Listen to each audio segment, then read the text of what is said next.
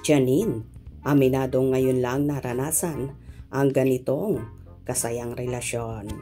Semo Eko.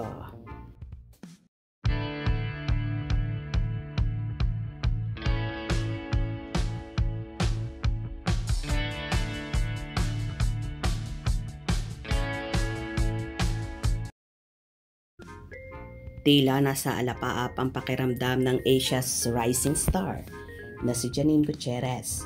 Walang humpay nga ang kaligayahan ng dalaga sa piling ng nobyong si Jericho Rosales, kung saan kitang-kita naman sa aura kung gaano siya kasaya kasama ang aktor.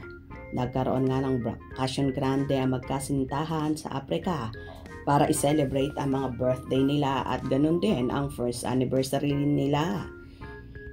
In-enjoy ang pagsasama sa napakagandang nature ng Tanzania at sa mga wild animals na ipinagmamalaki ng naturang bansa. Tila perfect timing talaga ang pagdating ni Eko sa buhay ni Janine dahil aminado ang actress na ang nararamdamang kaligayahan ngayon ay malayong malayo sa mga naging exes niya. Ngayon, feeling safe at very contented si Janine sa nobyo, nakasal na lang talaga ang kulang sa kanila. Ipinapakita lang at ipinaparamdam ni Eko kung gaano niya kamahal si Janine, kaya gagawin niya ang lahat mapasaya lang ang dalaga.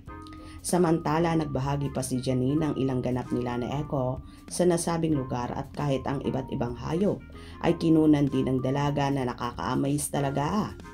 Narito naman ang samot-saring reaction ng madlang people. Ayan na, sulit, nag-enjoy talaga ang magbaba.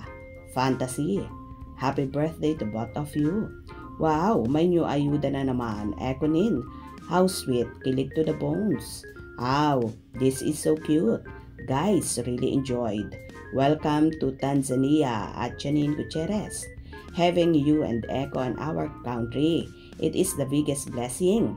Welcome again, Ate Janine. I'm your fan from Tanzania. I love you a lot. Please wag kayong maghihiwalay ha. I love you, Queen. I am your biggest fan from Tanzania. You look so good together. Stay in love. Hi, Eko and Nini.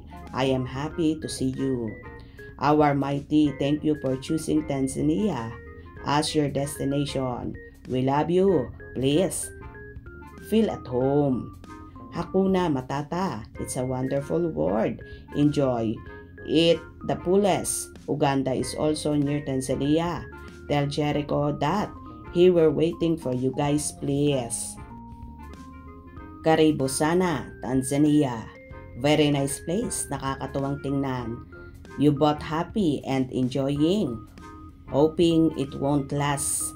God bless po sa relationship nyo. Have a safe flight and travel.